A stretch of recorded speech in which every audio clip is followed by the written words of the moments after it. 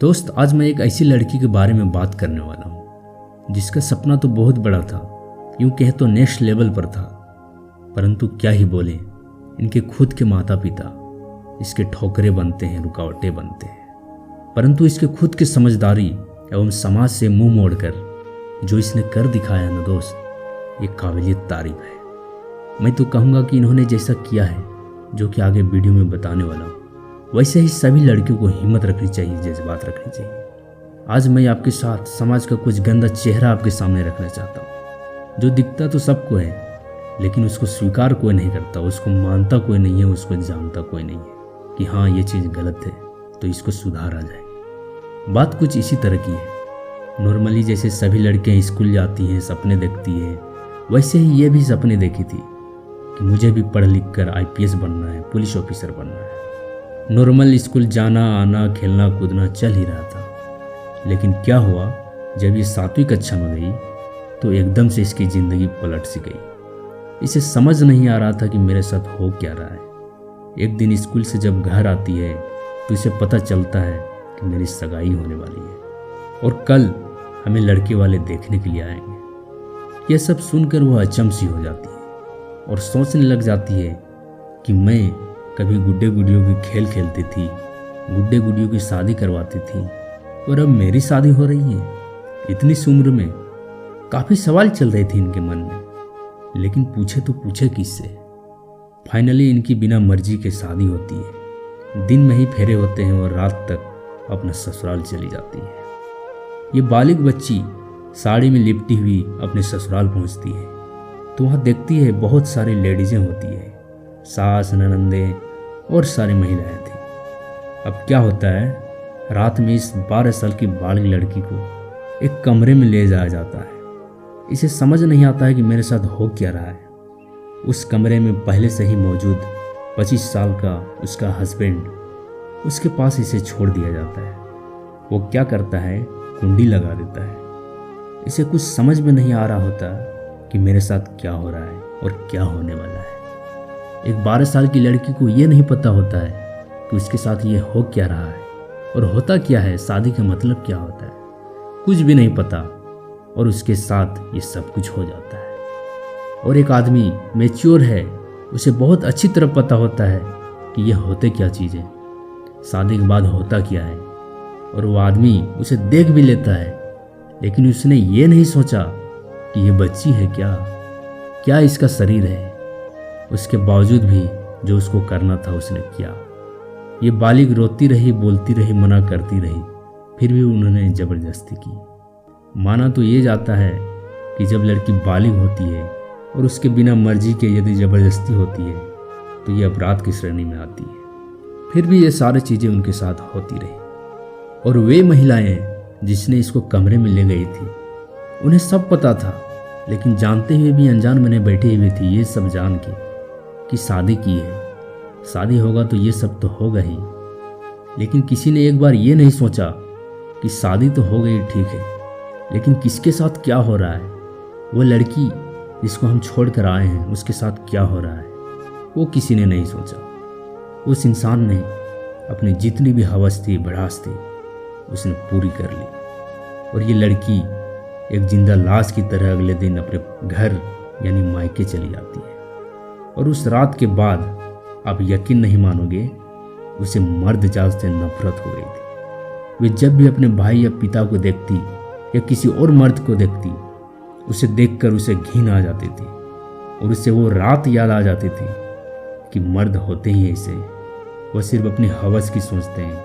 वो ये नहीं देखते कि एक स्त्री या एक लड़की पे क्या बीतती है, क्या नहीं बीतती है, वो क्या चाहते हैं, क्या नहीं चाहते हैं। उन्हें किसी से मतलब नहीं है, बस उन्हें इसी चीज़ से मतलब है। बस ऐसा ही चलता रहा सब कुछ। जब ये लड़की 8वीं क्लास में होती है तब उसके बहन की बच्ची होती है, और उस टाइम पे फिर से उस लड़की के पिता पर प्रेशर बनाया जाता है कि हम अब इसे ले करके जाएंगे। उसके पिताजी बोलते हैं कि नहीं, जवान हुई है कि 12th कंप्लीट होने के बाद ही जाएगी, तो फिर बाद में ही जाएगी, अभी नहीं भेजेंगे। लेकिन मना करने के बावजूद बिना बताए वो उसे लेने आता है। उसके पिता पर मेंटली और सोशली प्रेशर बनाया जाता है। इसके अलावा इनकी बहन को लेकर प्रेशर बनाया जाता है कि उसको नहीं भेजोगे तो इसको भी आपके पास भेज देंगे, अपनी बड़ी बेटी को भी अपने पास ही रखो। फिर मजबूरन इसके पिता को एग्री होना पड़ता है। उसने इसकी मम्मी को बोलते हैं कि इसके सूट रेडी कराओ, सिलवाओ सूट वगैरह, इसको इतनी तारीख को ससुराल भेजना है। मतलब इसके पापा समाज के हिस्सा बन के नहीं जिए, बल्कि वो समाज के गुलाम बनकर जिए। और मैं भी यही बोलना चाहूँगा कि हमें गुलाम नहीं बनना है, हमें समाज के हिस्सा बनना है और अपनी ज़िंदगी को अपने अनुसार, अपने बच्चों की खुशी के लिए और अपनी खुशी के लिए जिए, ना कि दूसरों की खुशी के लिए। फिर वो ससुराल जाती है, फिर वही आदमी मिलता है, वही बिस्तर, वही कमरा, फिर वही दर्द, वही घुटन फील होना, सब कुछ वही जो उसने पहली रात को देखा था, महसूस किया था। सारी चीज़ें वही उनके साथ होती रही। ऐसा ही चलता रहा। फिर इसने थोड़े दिन बाद अपने मायके आती है और अपने पढ़ाई लिखाई पर लग जाती है। लेकिन जैसे ही गवर्नमेंट की छुट्टियां होती थी, स्कूल की छुट्टियां होती थी, वैसे ही तुरंत उसके हस्बैंड उसे लेने आ जाते थे। उसके मना करने के बावजूद भी वह उसे बिना बताए वहाँ पहुँच जाता था। फिर उसके मम्मी पापा ये कहकर भेज देती थी कि जाओ बेटा, नहीं जाएगी तो समाज क्या कहेगा, तुम्हारी बहन को परेशान करेंगे, दुखी करेंगे, तुम चले जाओ। फिर से वही सिलसिला चलता रहा। जब इसकी 8वीं की पढ़ाई पूरी हुई तो इसके ससुराल से बातें आती हैं इसके पापा के पास कि अब हम इसे परमानेंटली लेके जाएंगे, अब इसे यहाँ नहीं छोड़ेंगे, अब इसे एकदम नहीं पढ़ाना, क्योंकि हमारा लड़का इतना पढ़ा लिखा नहीं है, इसलिए इसको भी हम नहीं पढ़ाएंगे। और इसके हस्बैंड की मेंटलिटी ऐसी थी कि यदि ये लड़की पढ़ लिख जाएगी तो ये हमें वैल्यू नहीं करेगी, कैरेक्टरलेस हो जाएगी, दूसरों के साथ भाग जाएगी। लेकिन ये लड़की भी अपनी जीत पर अड़ी रही कि मुझे भी पढ़ना है तो पढ़ना है, अब मैं नहीं जाऊंगी ससुराल। लेकिन फिर इसके पापा समाज के गुण गाने लगे कि समाज क्या कहेगा, बेटा तुम चले जा, यदि पढ़ाएंगे तो पढ़ लेना, नहीं पढ़ाएंगे तो उसे बोलना जो चीज़ तुम्हें चाहिए, सूट नहीं चाहिए, खाने को चाहिए, कुछ भी चाहिए उसको बोलना, चाहे वो टोकरी डाल के खिलाए या जैसे भी खिलाए। लेकिन इस लड़की के भी बड़े बड़े सपने थे, IPS बनना है, पुलिस ऑफिसर बनना है, तो भला ये अपने पढ़ाई को कैसे छोड़ सकती थी।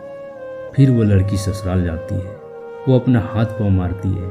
फिर इसे लगने लगता है कि ये लोग मुझे नहीं पढ़ाएंगे, बिल्कुल भी नहीं पढ़ाएंगे। तो इसने आत्महत्या करने की सोची और उसने अपने पति से बोली कि यदि मुझे पढ़ने नहीं दिया जाएगा तो मैं खुद को ख़त्म कर लूँगी, मार लूँगी, मुझे पढ़ना है मतलब पढ़ना है। तो फिर इनके ससुराल वालों ने यह कहकर भेजा कि जाओ, तुम्हें पढ़ना है ना तो जाओ, लेकिन एक बात याद रखना, यदि तुम फेल होके आओगे और तेरे घर वाले कहेंगे ना कि जाओ अब ससुराल में जाके चूल्हा चौकी करना, तब फिर पूछूंगा। लेकिन इसने भी ठान ली थी कि मुझे कुछ बन के दिखाना है तो दिखाना है।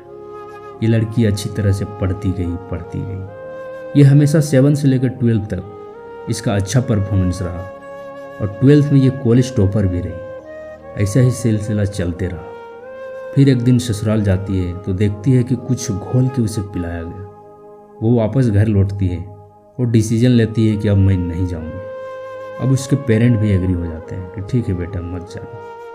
फिर ऐसे ही काफ़ी दिन होने के बाद फिर इसके पिता पर प्रेशर बनाने लगते हैं कि कुछ करो। मतलब इसके पापा एक डिसीजन नहीं ले पाए कि अपनी बच्ची के खुशी के खातिर इस रिश्ते को निकाल दो। वो लड़की भी अब उसके साथ नहीं रहना चाहती थी। वो कहती थी इस इंसान ने मेरी ज़िंदगी को बर्बाद की है। मैंने इतना सब कुछ सहा है, देखा है, अब इसको मैं भी नहीं छोड़ूंगी। ये लड़की कंपटीशन की तैयारी कर ही रही होती है, तब देखती है कि डिवोर्स लेटर आता है। उनका मकसद ये था कि उसके पेरेंट को मेंटली टॉर्चर किया जाए ताकि वो फिर परमानेंटली मेरे पास भेज दे। फिर वो लड़की ने सोची कि इसे पीछा छुड़ाना ही मेरे लिए अच्छा होगा।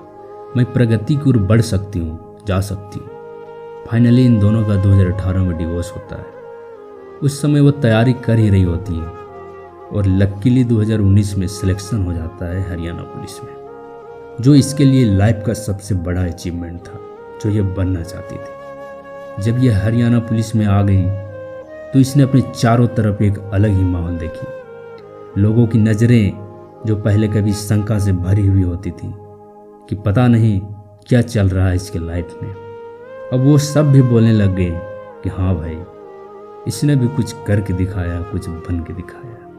इसके अलावा आफ्टर डिवोर्स के बाद भी जो इसका एक्स ससुर था वो इसके मम्मी पापा के पास आया और कहा कि इन दोनों को अब दोबारा से शादी करवा दो, इसको भेज दो अपने ससुराल।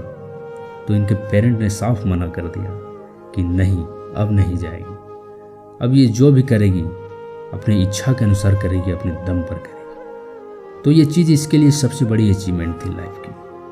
और आज के तारीख में उसके पास उसकी वर्दी है, एक डिपार्टमेंट में उसका अच्छा खासा नाम है। वह लड़की जो कभी बंद कमरे में रो रही थी 12 साल की, वो आज अपने दम पर अपना खर्चा उठा रही है।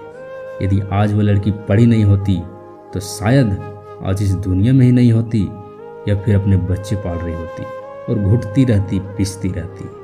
लेकिन आज ये इस मंच पर पहुंची है तो इन सारी चीज़ों को देखते हुए, सहते हुए, निकलते हुए, उसे सीख लेते हुए कि यदि मैं नहीं पढ़ूंगी, आगे नहीं बढ़ूंगी, जिद नहीं करूंगी, तो शायद आज ये वहीं के वहीं ठहर के रह जाती। दोस्तों, ये एक रियल स्टोरी है जो कि हरियाणा के ज़िला झज्जर के एक छोटे से गांव की रहने वाली सुषमा यादव की है।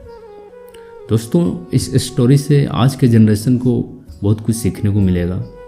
बहुत दुख की बात है कि आज भी हमारे समाज में इस तरह की घटनाएं होती है। तो हम यही कहना चाहेंगे कि आप समाज का हिस्सा बन के रहिए, समाज का गुलाम नहीं, और अपनी मानसिकता को चेंज कीजिए। आप अपनी मानसिकता को खुद से चेंज कर सकते हैं। हम हर पेरेंट, हर लड़के, हर लड़कियों को यही कहना चाहते हैं कि आप ही समाज को बदल सकते हैं, इस देश को बदल सकते हैं, वो भी अपनी मानसिकता को बदल कर। तो दोस्तों, यही उम्मीदों के साथ हम लेते हैं आपसे विदा। फिर मिलते हैं इसी तरह की नेक्स्ट वीडियो में। तब तक के लिए जय हिंद।